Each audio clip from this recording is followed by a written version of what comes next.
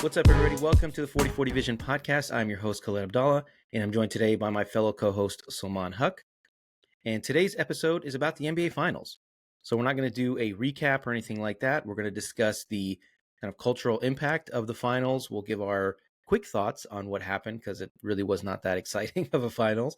We'll talk about the playoffs, the legacies of the Celtics, the Mavs, basically everyone involved.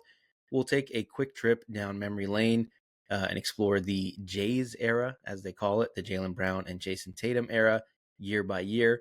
And we're just going to have some fun with it. So let's just jump right in. So, Salman, I know the Celtics won in pretty dominant fashion. It was a gentleman's sweep with the exception of that, they completely dominated with the exception of a kind of competitive game 3 and a really, really strange game 4 where they just totally laid an egg and let the Mavs steal one.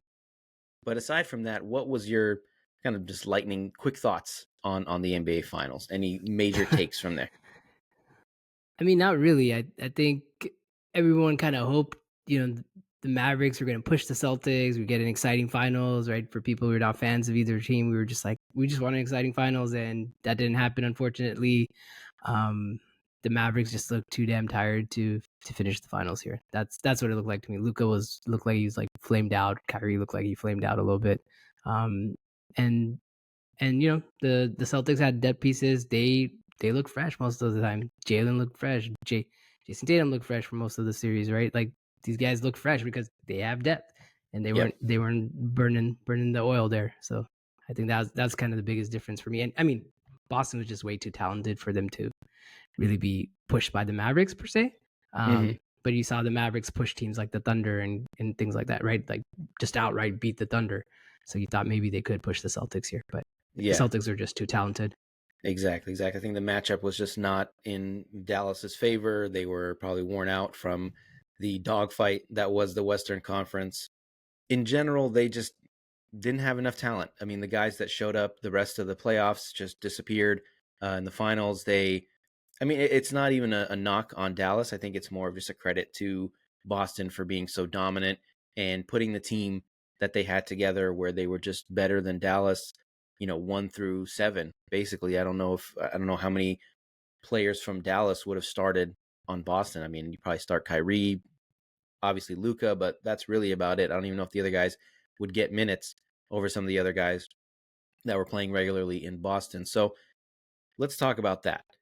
So this era, this team that we've seen to this year, this absolute machine that trampled over the Eastern Conference, waltzed their way to the NBA Finals, and we'll talk about that route. But I want to take it back. Like I said in the opener, we're going to talk a little bit about the Jays era and how that got started and the history, because of course this is a history podcast, so we're going to look back more than we look forward. We'll look forward a little bit too, but let's look back. So we'll go back to 2016-17 because that's when this really started. They draft Jaylen Brown, 3rd overall. I remember the reason they were able to do it is because of the Nets trade where they shipped out Paul Pierce and Kevin Garnett and someone else. Who was it from the Bobcats? Like Gerald Wallace, I think was the other guy. Yeah, Was he part of that deal? I think it was Gerald Wallace. They Joe trade those Johnson, two. someone like that. Someone like exactly. that. A bunch of old dudes basically, and the Nets completely overpay. The Celtics end up with this 3rd overall pick. They draft Jaylen Brown. I remember fans were not too pleased about it because it's Cal. I mean, Cal doesn't usually produce stars. I think he's probably the best player to ever come out of Cal. And they wanted Jamal Murray instead. Jason Kidd. Okay, there you go. How could I forget Jason Kidd? Okay, yeah. It's been He's a probably long the time. second best though. He's been the second best. I have a bobblehead of him. How dare I forget? In a Cal jersey too. So that's my bad. Bay Area legend, Oakland legend. Salute J Kidd, who was obviously in these finals as well as the coach of the Mavericks. So a lot of Cal connections. But yeah, they end up drafting Jaylen Brown over Jamal Murray. They get Al Horford as a free agent, and they end up making the conference finals for the 2nd year in a row because people forget they made the conference finals the year before. They probably shouldn't have, but they made it. It was that great Isaiah Thomas year. So they end up getting to the conference finals. They lose in 5. What did you think of the Celtics at that point? Were you like, what did you think of Jaylen Brown? I mean, I know you're a Bay Area guy. Did you watch him at Cal? Did you think he was going to be a star? I was a big Jaylen Brown fan coming into the draft. Like I watched enough of him at Cal. I was just like, dude, this guy's gonna be balling in a few years. So I was kind of disappointed the Celtics took him. I don't want him in Boston. So but I think I was, if I remember correctly, like it's been a while, but I was like talking with some buddies and I was like, dude, Jaylen Brown should be going number one in this draft or what. I forget who else is in this draft, but like I was like that high on Jaylen Brown. Like he should definitely be top two, top three guy in this draft. And so I don't know why fans are disappointed. I guess maybe because of the overwhelming number of disappointing Cal players that have turned out from in the past drafts. Like I think between J Kid and Jaylen Brown, you couldn't maybe name one Cal player that's been drafted that Leon like Poe, had decent that was a good Leon player. Poe and like Yeah, he was decently successful. yeah. So In Boston too. so in Boston too. Yeah, see, Boston has a thing for these Cal guys apparently. Um, yeah, I and in my memory's a little hazy in terms of who else was on this roster, but I remember they made that Al Horford trade and they just kind of got right back into it again, right? Like they're back in the conference finals. It was Just like never Isaiah could get over the hump Thomas, against Marcus Isaiah Smart was Thomas, already right? on this team. Avery He was Bradley okay. was on this team. Um, it was a good team, obviously, and they already had Yeah, they shouldn't have been picking in the top three. We'll say that they just obviously yeah, through the for sure. trade. Um, so But I you feel like they were never had like mhm, a star guy, right? Like until Al Horford was kind of the biggest star they had up like after the KG era, right? After the KG and Pierce era. Um, exactly, yeah. but somehow, He was but there. somehow they were there in the conference finals, but they just couldn't beat LeBron. That's just like everybody else in the East Yeah, for I don't know a decade plus. Yeah, Al Horford was their big free agent acquisition, which obviously worked out pretty well for them. So then the next year they go out and they use another. They use the Brooklyn pick again. They actually end up with the first overall pick in the lottery, and instead of just drafting Jayson Tatum there, they trade down a couple slots to the third overall pick with Philadelphia. Philly takes Markel Fultz. The Lakers take Lonzo Ball, so they caught a break there, and then they end up taking Jayson Tatum, who is definitely the best player in this draft. I took a quick look once for. I know we're going to do a redraft at some point. We talked about that already. Probably do the Jaylen Brown and the Jayson Tatum one just because of the fact that they won a title, and even Al Horford. Like I said, we're going all the way back, especially if he retires. But this was a big summer for them. Again, they draft Jayson Tatum. They sign Gordon Hayward. So now that's 2 years in a row they get a premium free agent off the market, Al Horford and then Gordon Hayward. And of course, they trade for Kyrie. So it's a big summer for them. What was it about Jayson Tatum or what was it about Markel Fultz that they didn't, that they saw that nobody else saw? Because Markel Fultz was pretty much the consensus number one, and they were like, nah, we don't want any part of this. I I think part of that might have been they were invested in Marcus Smart. They're like, no, Markel Fultz and Marcus Smart may not work together. I guess there was always concerns about Fultz's like shooting motion, and that kind of came into play in his rookie year.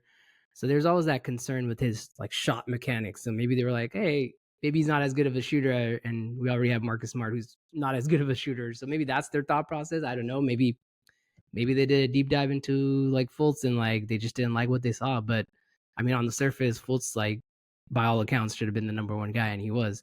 Um, but that's on the surface level. We don't know what goes in much deeper. Like, are they like psychoanalyzing these guys, seeing Mm-hmm. what their mindsets are, doing their full medical workup? Like, we don't know all of that, but maybe they saw something and they're just like, nah, we're gonna pass on Fultz, and then they somehow lucked into Tatum. Like, I think they were maybe comfortable between Tatum and Lonzo at that point. That only reason to go down to three.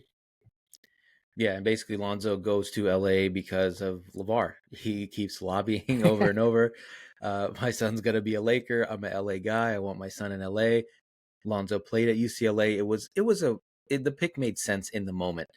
Everybody thought Lonzo was going to be great. Obviously, things haven't worked out because of injury and all that, but the pick made sense in the moment. So I'm not going to bash them for that. But basically, sometimes it's kind of better to be lucky than good, right? Where they end up with the best player in this draft at third overall. So in this year, Gordon Hayward, his ankle basically shatters within the first minute of the season. Kyrie gets hurt, misses the entire playoffs with a knee injury that was, I think, lingering from the summer before or the year before.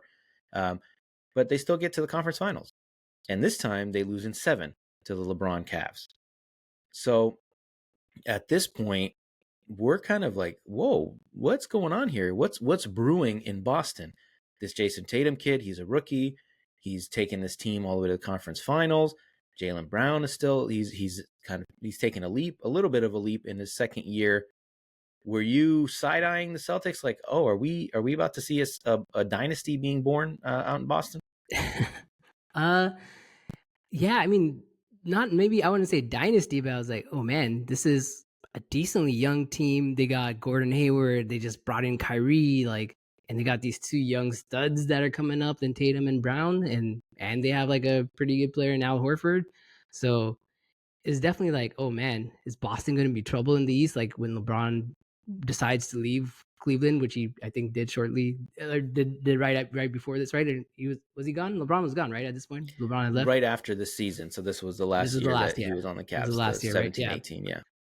Okay, yeah. So like, it was definitely a thought brewing. Like, and maybe this is the reason LeBron left for LA. He's like, I don't want to play against this Boston Celtics team every year now. Like, um, so yeah, it was definitely a thought brewing. Unfortunately, Gordon Hayward never got back to the same Gordon Hayward, so that kind of hurt them a little bit. Kyrie kind of starts being a little weird. He's a little Starts, yeah. hurt. Yeah, he starts saying Starts like doing the Earth is Kyrie flat, things. right? Yeah, like that's where it started, right in Boston. He's like the Earth is flat, and Yeah. then yeah, I don't know if he said the earth was flat. I think he said he wasn't convinced it was round, which is basically the I mean same thing. basically, Yeah. yeah, same thing. It's not too different. But yeah, I remember that series Tatum just yams it on LeBron and you're like, is this a turning point moment? Is this a baton being passed in the Eastern Conference? Obviously did not happen right away because the next year, 2018, the 18-19 season, this is Gordon Hayward is back, but he's not quite the same guy. He's coming off the bench for them. Uh, they end up losing Jaylen Brown. Sorry, no, that's a couple years later. But in this year they lose to Milwaukee in the second round, and Kyrie is doing Kyrie things. He's acting weird.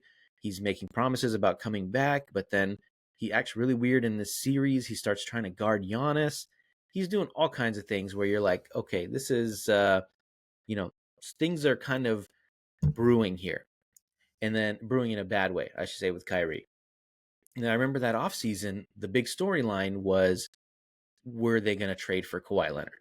And correct me if I'm wrong, but I remember maybe not an offer, but a rumor where there was going to be a trade involving Jaylen Brown to the Spurs in exchange for Kawhi Leonard, and they did not pull the trigger.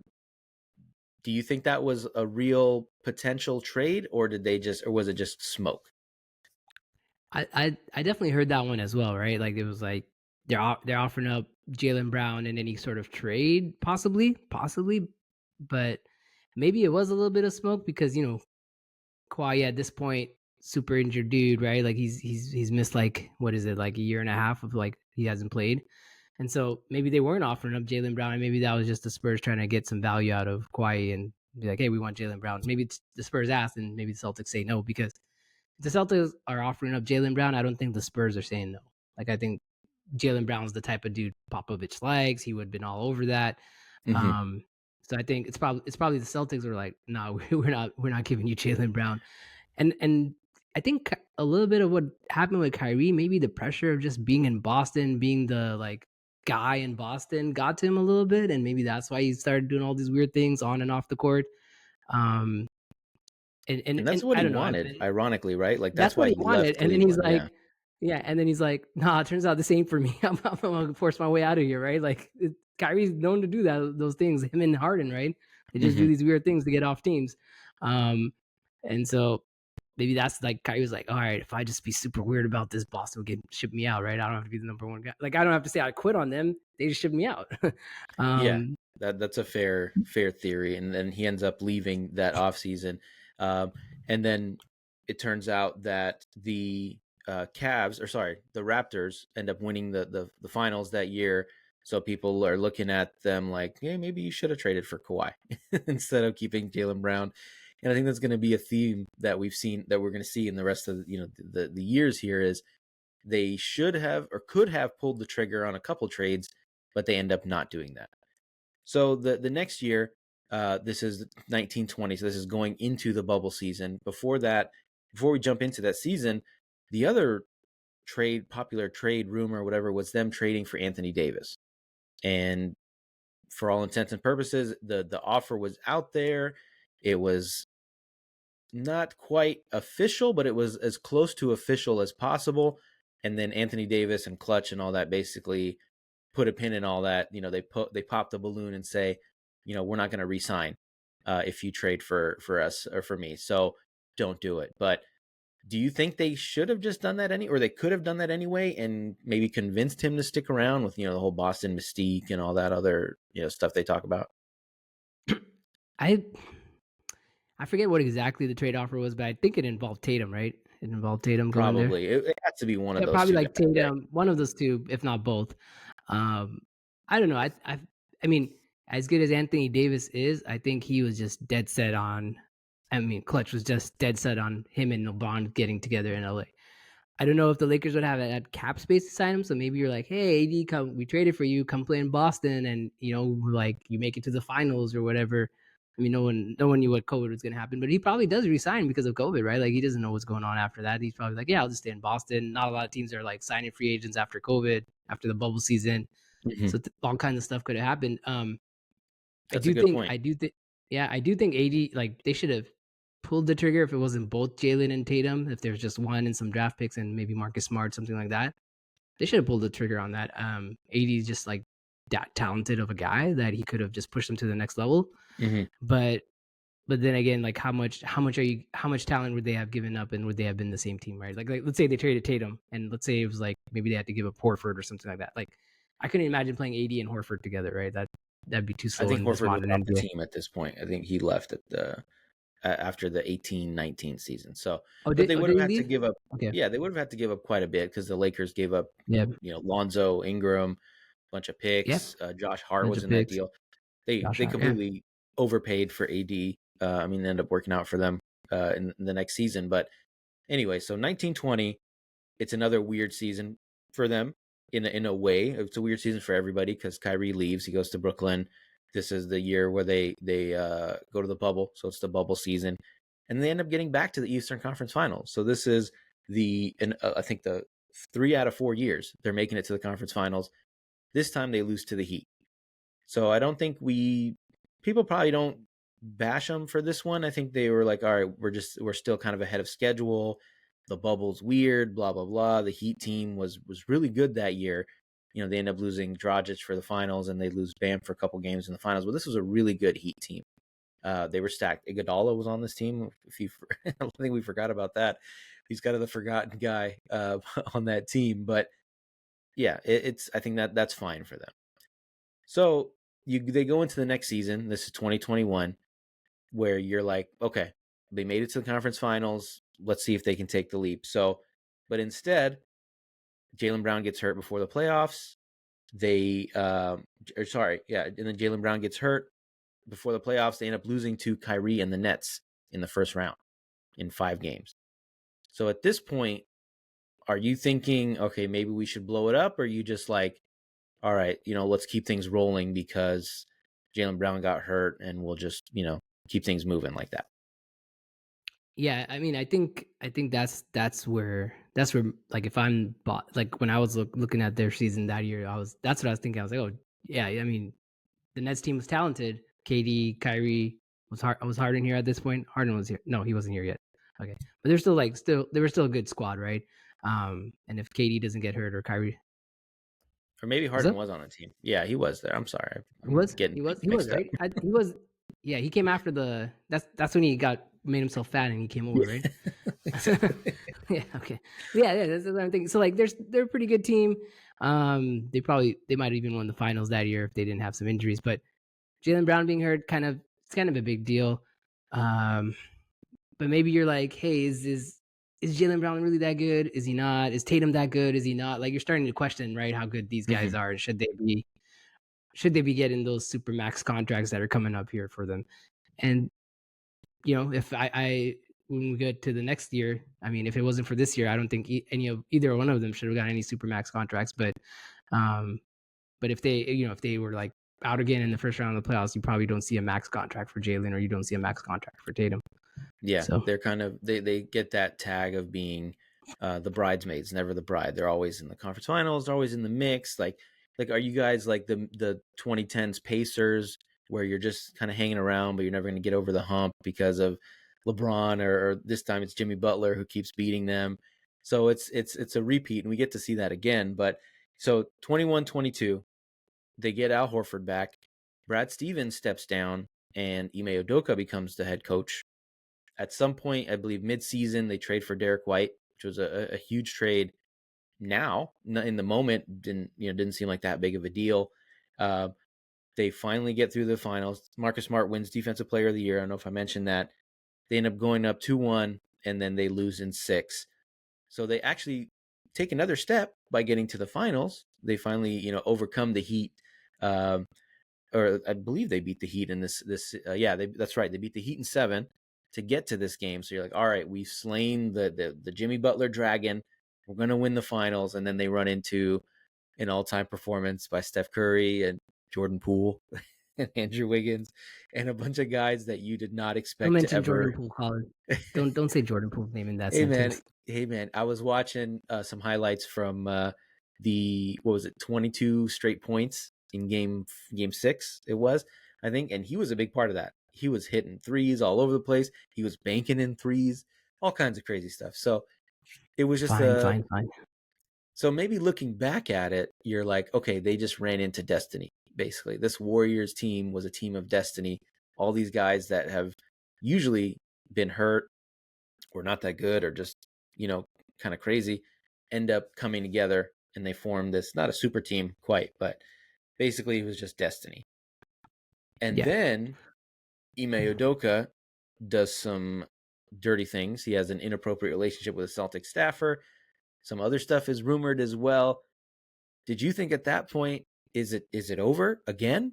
Are these guys going to get traded again? Are they going to is one of these guys finally going to come out and be like, I need to get out of here?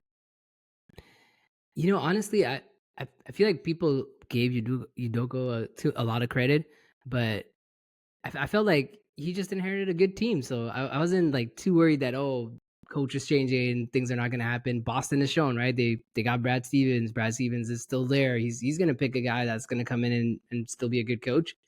So I wasn't too worried yet at this point. I was like, okay, um, they're still going to be there. They're still going to be right in the playoff mix. They're going to be probably in the conference finals again. Um, right? I mean, they were a good squad. They just ran into a prime, like Andrew Wiggins and his best season, and Steph Curry having one of his best finals performances in how many years, and like Jordan Poole playing like an all pro, right? Like, or like all NBA, sorry. Mm-hmm. So like they just ran into a really hot Warriors team, and they still had them on the ropes to start the finals, right? That was a crazy thing. So I wasn't worried about that. I was like, yeah, whatever, you know, whoever comes in as coach, they're going to be fine. They still have the talent, and that's what happened, right? They still get to the conference finals, and they lose to Miami because I think, right, Tatum gets hurt. They couldn't Yeah, do it we'll without we'll get Tatum. to that. You're jumping ahead a Yeah. little bit, but yeah, Sorry. no, you're good. You're good. They basically, yeah, they did just run into destiny. Like I said, I think it's fine to admit that. Again, looking back, you're like, okay, maybe this is a building moment for them.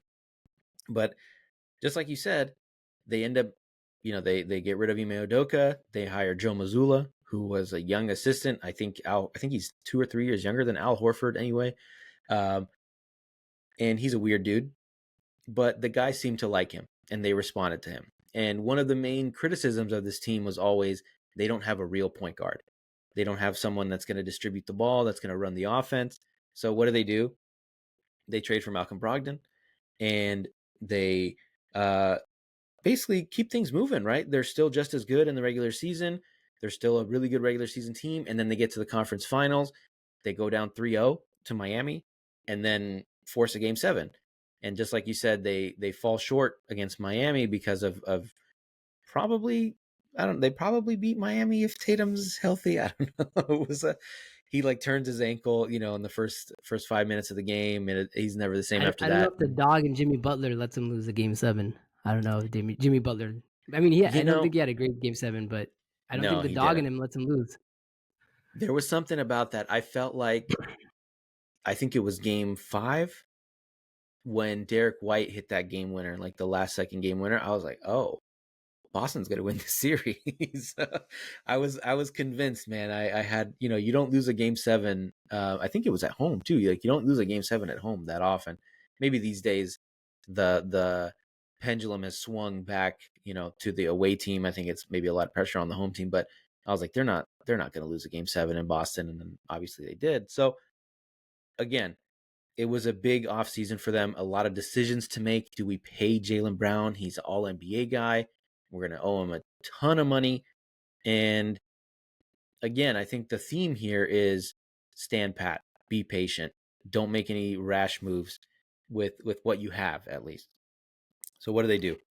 They go out, they trade away Malcolm Brogdon. They get Kristaps Porzingis basically for scraps. I think they get a pick in exchange for taking Porzingis off the hands of the Wizards. So good job, Wizards. Uh, they trade for Jrue Holiday. So shout out Milwaukee, because obviously Milwaukee was never going to trade him to Boston, but they'll trade him to Portland, and then Portland's like, we don't give a shit about this guy. Let's get some assets out of this. Uh, and they end up sending him, and he, I think, was a bigger part of this finals run. We'll talk about that a little bit, but and then on top of all that, they're finally the ones on the end of like the lucky breaks, right? They're not the ones that have Kyrie getting hurt, their star player missing the playoffs. They're not the one that's getting, Jaylen Brown hurt before the playoffs. So with all that, I mean, at what point did you think this team was capable of winning a championship? And we'll get to their finals run and then the playoff run and all that. But yeah, at what point did you think that with everything that they've been able to put together and the roster that they had, when did you think they were capable of winning a title? Yeah, I think just kind of seeing the health of the team, like to me, it always came down to like, are they going to stay healthy, right? Is Jaylen Brown going to be healthy? Is Tatum going to be healthy? Porzingis, we know, is going to be hurt. He's made of glass. That dude can't stay healthy.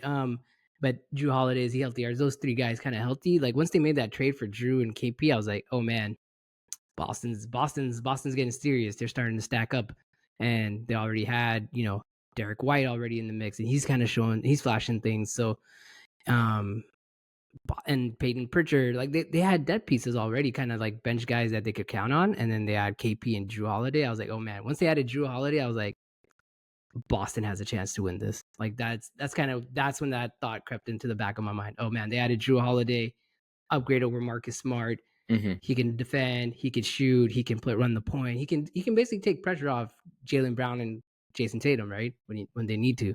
So I think that's like, as soon as that Jrue Holiday trade was made, I was like, oh man, the rest of the league's in trouble here. Mm-hmm. And I was hoping Yeah. they wouldn't pay Jaylen Brown. I was hoping, they won't pay Jaylen Brown. Maybe the They Warriors send could him sneak somewhere him else. in. Yeah. Yeah, yeah. I was hoping he'd come to the Warriors, man, come back to his roots, but it Well, is his what it roots are is. in Atlanta. People were talking about him going to the Hawks because he's Oh he's yeah, from that's Georgia. right. That's right. Yeah, he's Um, from Georgia. I meant his college roots. College yeah, roots. college roots. Yeah. Yeah, I'm on the same page as you. The Porzingis trade, I was like, man, it'd be nice, but I didn't think he'd be healthy. I mean, he was the only season he's been fully healthy was, strangely enough, the Wizards season, where he played really well, or the season and a half I think he was there. But I didn't think, I was like, okay, that's a nice addition. It's like a luxury piece, but the Holiday trade, I was furious. I got that notification. I mean, as soon as I saw that he was going to Portland, I was like, oh, he's going back east. And, Like, and so the rumor was that it was down to Boston and the Warriors for Holiday. That's what it was.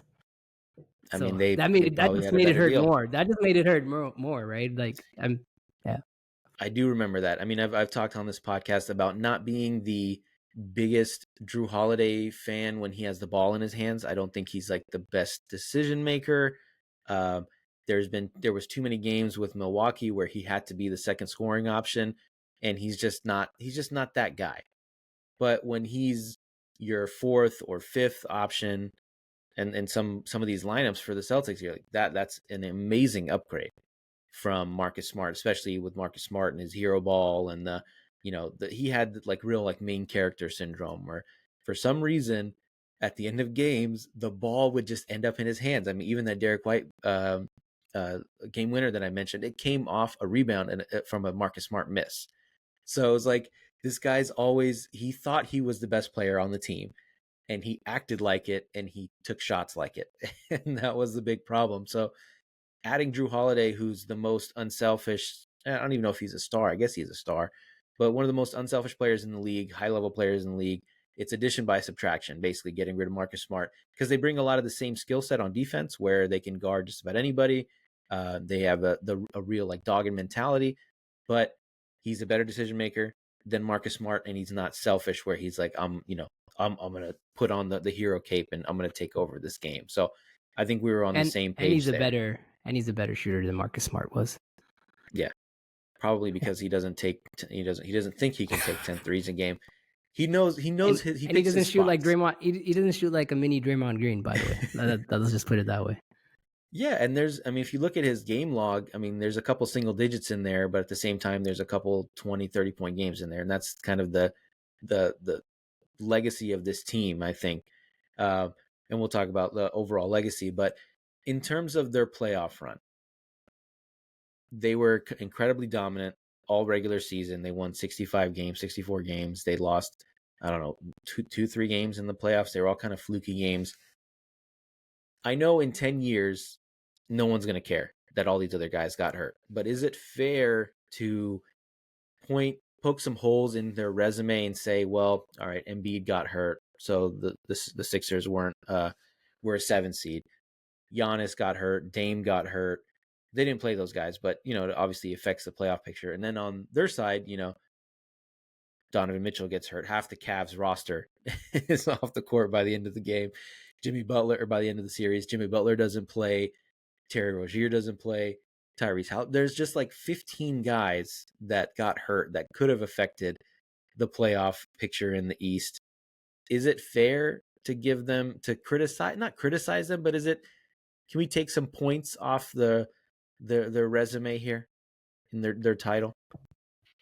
100%, because you see people do this to the Warriors all the time, right? When they win their first title, like, oh, Kyrie was hurt, Kevin Love was hurt. I mean, it's part of the game, but if you're gonna do that to one team, we got to do this to Boston, right? Like, we got to.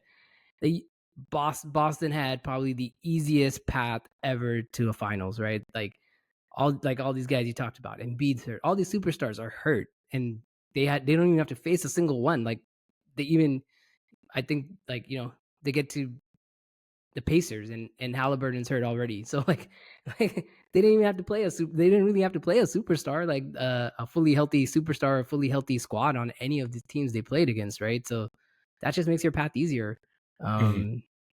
Like if in their favor, I'll say in their favor, obviously you're the 1 seed, you're going to get an easier path by default. Absolutely, yeah. And at no point did I think that any of these other teams were better than them. I would not have, even with Jimmy, I wouldn't have picked them to lose to Miami. Even with a healthy Donovan Mitchell and I think Jared Allen missed time, I wouldn't have picked Cleveland to win. I wouldn't have picked Indy to win. I didn't pick them, even when they were fully healthy before the series. So I'm not saying they would have lost to these teams, but they're not going to sweep. They're not beating Miami in 5 with Jimmy. They're not sweeping. I think they swept Cleveland. They're not doing that with a fully healthy, squad there. So I think it just would have made things harder. Exactly. I think Yeah. it's fair, right? I think we're in agreement there that it's fair to kind of ding them a little bit for this, right?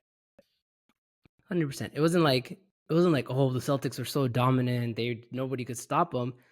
It's just that their path was just a little bit easier because they didn't have to go 7 games with Jimmy Butler. They didn't have to go, play Joel Embiid and the 76ers. They didn't have to do all of that, right? They didn't have to play Giannis and the Bucks, right? A healthy Bucks squad. They didn't have to do that. Even a healthy Knicks squad would have given them some problems.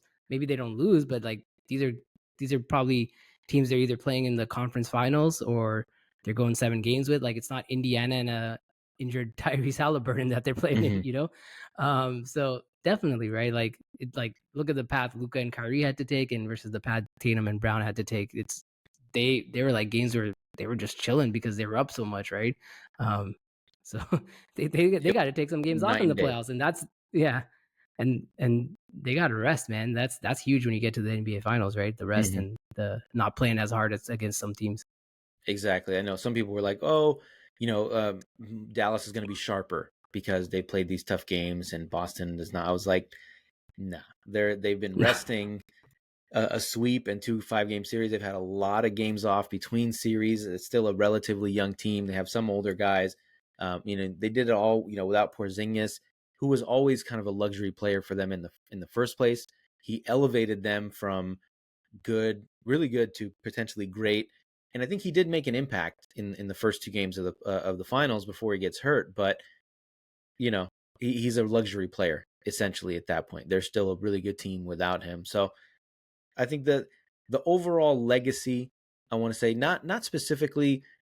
I think it's if we're gonna take that micro look and be like, okay, let's put every series under the microscope, which as time goes on, that fades, right? I think the overall legacy of this team is two things: is organizations win championships, right? Because they're smarter, obviously, than the Wizards. They're smarter than the Bucks. They're smarter than just about every other team in the East. They're definitely smarter than Philly, especially the Colangelo era Philly, because they fleeced them for that. They're definitely smarter than the was it I forget the guy. I don't want to butcher his name. The Russian Nets owner, definitely smarter than him. So it reminded me of like the stories of like the Red Auerbach teams where they trade like garbage for the best player on the Warriors. The name is blanking. I'm blanking on the name right now, but they're sending scraps for the best player because they're just so much better run. And then the other thing is patience, and patience doesn't always pay off. We've seen a lot of times in pro sports where teams hold on to guys longer than they should have. But this is, I think, a rare instance where the patience in these two guys and not splitting them up like we talked about for so many years. Can these guys coexist? Can they coexist?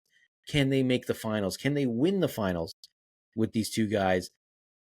I think those are the two themes. What do you think? Yeah, I agree with you on that. I think Boston was really patient, right? Like it's really easy to be like, dang, we lost the conference finals. Dang, we lost the NBA finals. Let's just trade Jaylen Brown. Let's just trade Jayson Tatum. Let's try to make some moves. Let's blow it up. They could have done that. They could have done that when they lost to the Warriors. They could have done it the next year, right? When things were not going their way. But they stood pat. They're like, we're still building around these guys. They're making smart decisions. They're trading for KP. They're basically for like nothing, and then they're trading for Jrue Holiday basically for nothing. Um, so that's what smart teams do, right? They wait it out. They're patient. They let their talent grow. They develop around it, like kind of like what the Warriors did, right? Organically when they had their 4 NBA finals. So smart organizations make smart decisions, and they stay patient, and they don't just give up on young talented players. That's really what it is, and that's what Boston did. Yeah, it's a common story, right? Where you have two young guys or a couple young guys that are growing. OKC is probably going to go through this. The Warriors, like you said, went through it. They could have traded um, Clay for Kevin Love at some point, early in the pre-dynasty Mm-hmm. days.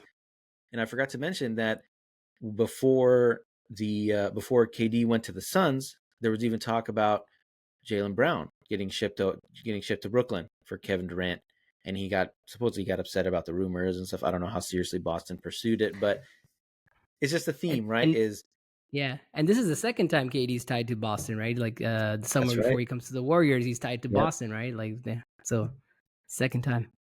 And he was, from what everything we've heard, that they were second choice and not they were not far off. So we did a nice little what if on the what if Warriors pod. This is way back episode 1, so 107 episodes ago with me and Osama, where we talked about his legacy and what would have happened if he had chosen to go to Boston, if he would have stayed there and all that. Uh, that's a long time ago. But anyway, I'm not going to do dynasty talk because we did this last year with the Nuggets, got way ahead of ourselves. But I will say, not dynasty, but I looked at their roster and everybody's coming back next year. They have Porzingis extended for 2 years. Obviously, they extended Jrue Holiday. Jaylen Brown is already locked up. They're definitely going to pay Jayson Tatum, whatever the max is, or super max, whatever he's got. I think Derek White is still a free agent. Is a free agent, but he's probably going to come back. I don't think they're going to hesitate to pay him. Al Horford is 37. Maybe he'll come back. I don't know, but he was big in these playoffs, especially with Porzingis out. But if you look at the East, is there anybody that you think poses a realistic challenge to this team?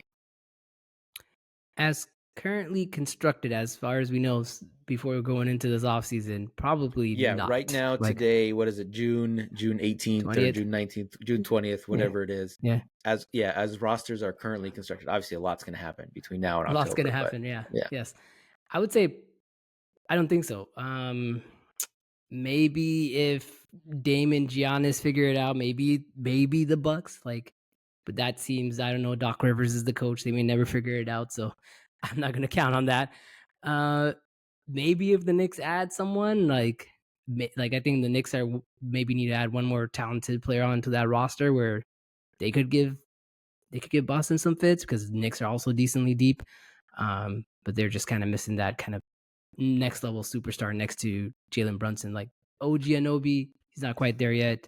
Julius Randle, all star, but not like not the caliber of player that Brown or Tatum is, right? So that's really, and then the Sixers, maybe if they have Paul George and they got Joel Embiid, Maxey, Paul George, maybe that's enough to give Boston a run for their money because Sixers have decent depth.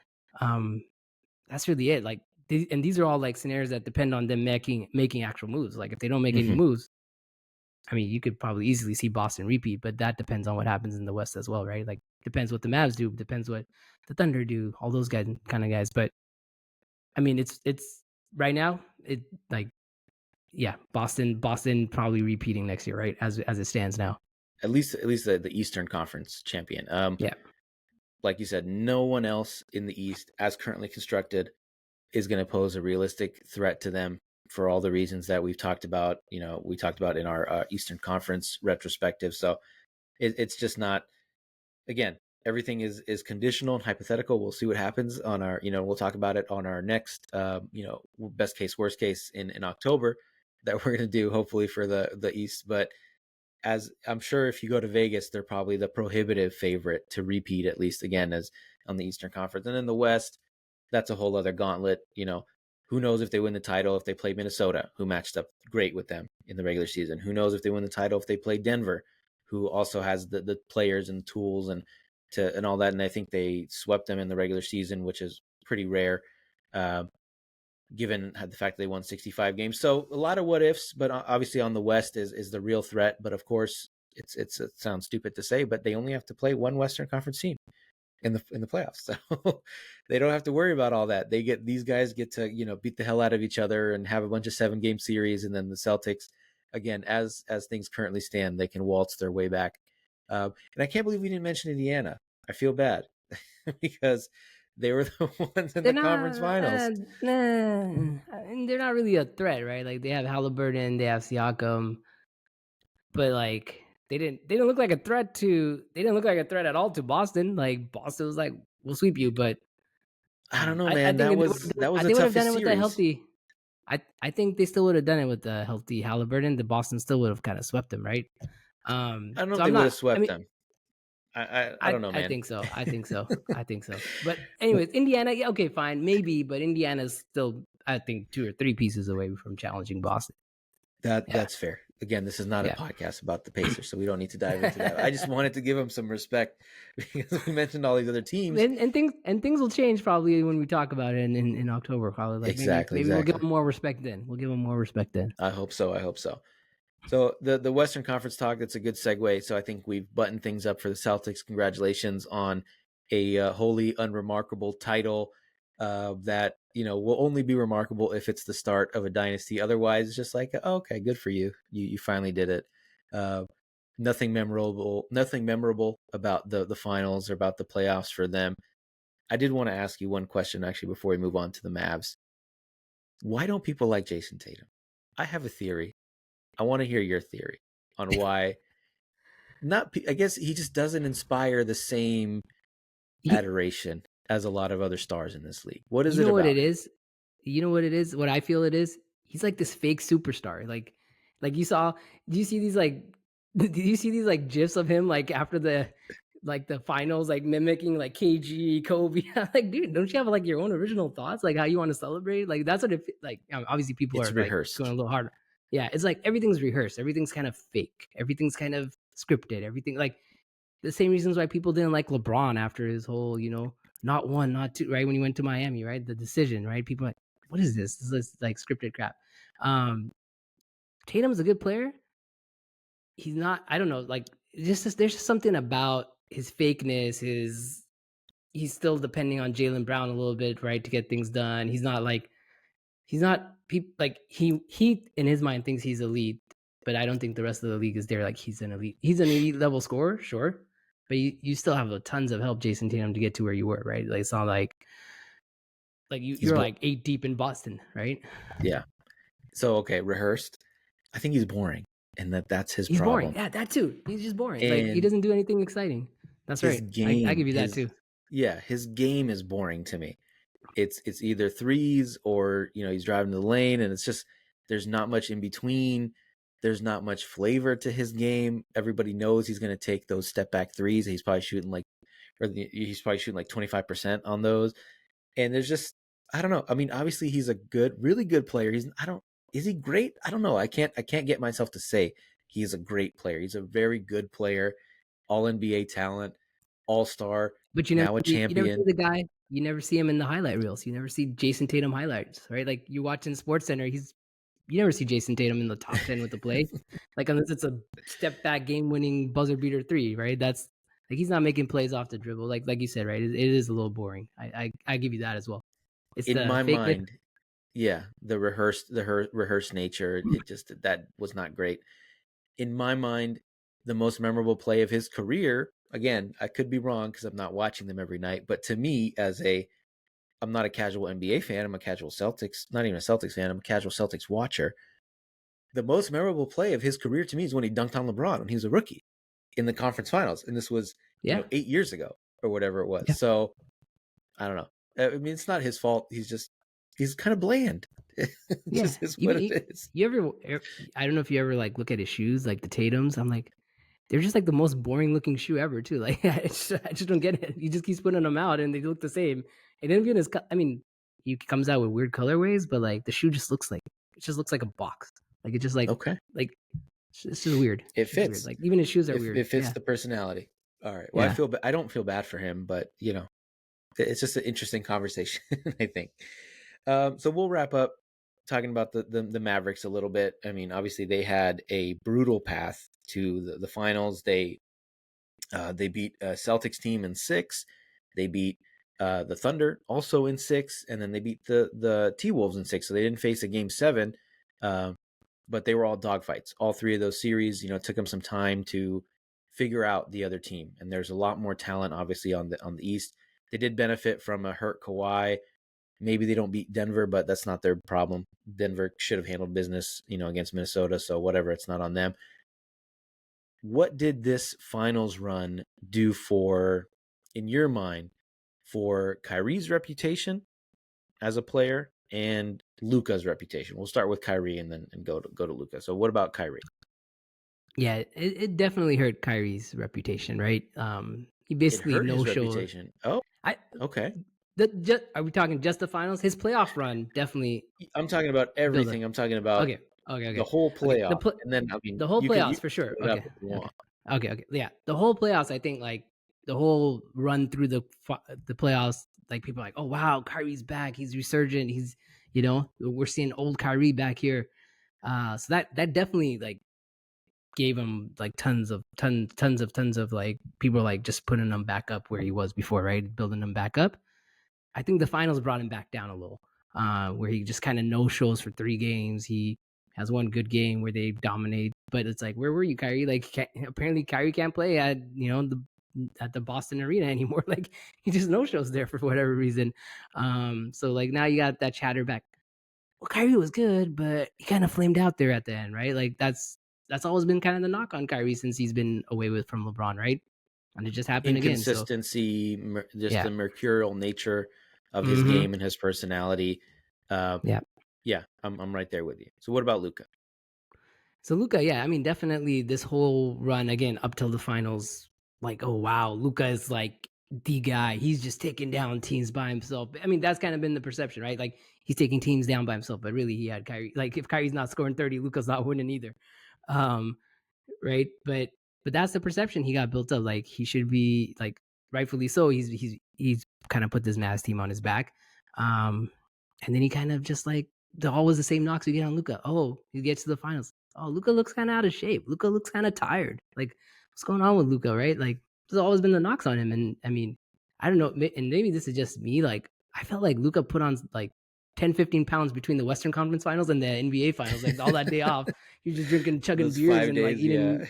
Yeah, bro. I don't know what he was doing. Like, it looked like he put on like 10, 15 pounds. Like, how did he look even bigger now? Like, it didn't make sense. But that's always been the kind of knock on Luka. He's a great talent. He's got exciting moves. He really knows how to play the game within his like he's not athletic, but he knows like how to take advantage of it, right? And he always puts up numbers, puts up stats, can make any kind of pass on the court, things like that, right? But then he gets to the end of it, he's just tired because he's not in shape. He can't finish it, and so I think the finals kind of reiterated that. Like people were like, "Oh wow, Luka and Kyrie, amazing duo, they're great," and then they both Greatest kind of flame backcourt of here. all time kind of thing. Yeah. Yeah, exactly. People are like greatest backcourt of all time. I was like, they haven't even won the finals. Like, let's relax. Let's not put some disrespect on Steph and Clay. Exactly. I'm gonna not hurt or ding them too much for the finals. I think it's fair. I mean, obviously, like you said, Kyrie's reputation was back. Luka's reputation was exactly where we thought he could get to, where he is dragging this team to the finals. I mean, all the other guys played well. All the other role players, Kyrie had his moments. There was a couple, single digit or 10-point games in the mix there, but he had a couple of scoring explosions, especially in the third and fourth quarter. He was kind of their closer a couple games. But I'm not gonna let, for me personally, I'm not gonna let a loss to a far superior opponent ding them that much. I don't think, me personally, because I looked at this series coming in, and I picked Boston in 6 because my thought process was Boston is the far superior team, but we could have one game where Luka goes off, another game where Kyrie goes off, and then we end up, in a 6-game series. But Boston's still going to win pretty comfortably. So I get the reputation shift because of how things played out, and it's easier, I think, to ding guys, be like, "Hey, you didn't look like you're in shape." Maybe he's hurt. Maybe he's hurt from playing a very very physical Minnesota team at a tough 6-game series. Kyrie, he's being guarded by Derek White and Jrue Holiday, and then they have all this rim protection too. So I think I don't want to use Boston's dominance as a negative against Dallas. You know what I'm saying? I think they're just completely outmatched. Am I being too generous to the Mavericks, or are we? I don't know, because you were coming off pretty negative there. I don't know. Am I just being too nice? No. I think that's fair. Like I I I wanted the Mavericks to win, right? I wanted the Mavericks to win. I was just saying Luca and Kyrie kind of stumbled there at the end. And that's kind of been the knock on them. But again, they stumbled against probably one of a pretty historically assembled squad, right? Like I think the Mavericks' biggest flaw is they're not deep, right? Like after Luca and Kyrie, you got what PJ Washington, who may not start for like half the NBA teams, like Daniel Gafford, who was like barely getting run on the Wizards when he was there. Derek Lively's a rookie, who's that guy that's scoring for him after that, right? Like who's scoring after Kyrie and Luca? Who's playing defense for them? Like, and they got the team got hot. PJ Washington got hot against the Thunder. I remember he had like a 40-point Derek game Jones against the too. Thunder. Derek Yeah. Jones, right? Like guys you don't think of that are players that like I'm like Derek Jones, where did he come from? I didn't know he was still in the NBA. Right? Like I forgot about that guy. And then so I think that was the problem, right? Like Kyrie and Luca could only do so much, and that's kind of what we saw. And Boston was just much deeper, just more well loaded on in terms of the top five, and then even in Mm-hmm. the back five, right? They're just deep, right? And Yeah. so they were just the better team. The Mavericks basically ran into a juggernaut, is what basically happened, right? Any other team, you'd give them a chance.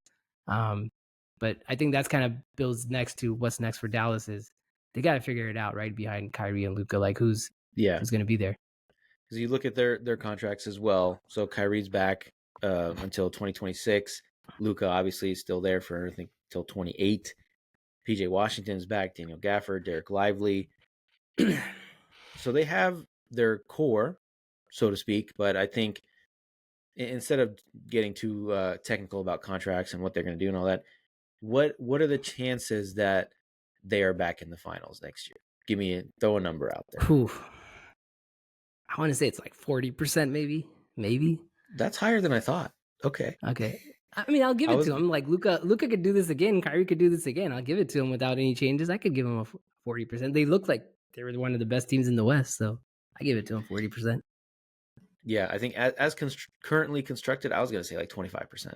I think the West is just a gauntlet. There's too many other good teams. That's fair. The laundry list of teams. I mean, even like the teams that didn't make the playoffs, you still got to worry about the Warriors. You still got to worry about the Kings in there, New Orleans, the Lakers. Yeah, the Lakers. I mean, I don't think they're a title team, but it's just so much more competition on the West. I think, again, as currently constructed, I mean, a lot of things could happen, like we said, between now and October.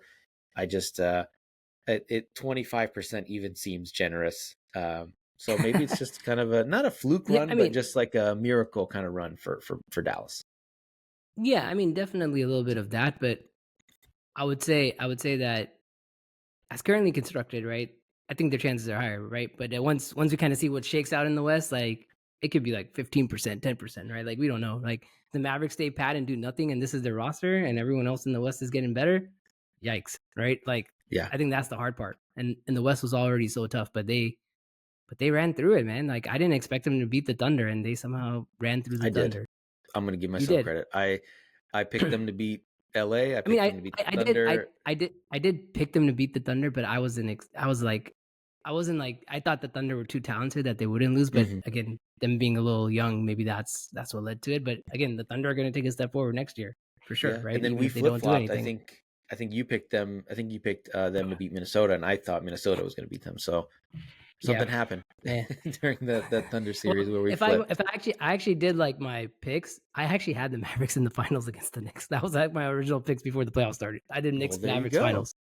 Yeah. So. All right. So you knew what's up. You knew what was cooking down in Dallas. I think maybe you caught on to the trend because they were a lot better, obviously, after the big trades that they made during the regular season. So I think overall, not a very memorable playoffs on the Eastern Conference. I think the West was great for the most part. We got to see some of the great players, one of the best players in the conference make it to the finals. The Celtics finally get crowned after, again, as we talked about, like a 10-year odyssey of trying to get over the hump with these two guys, with the Jays.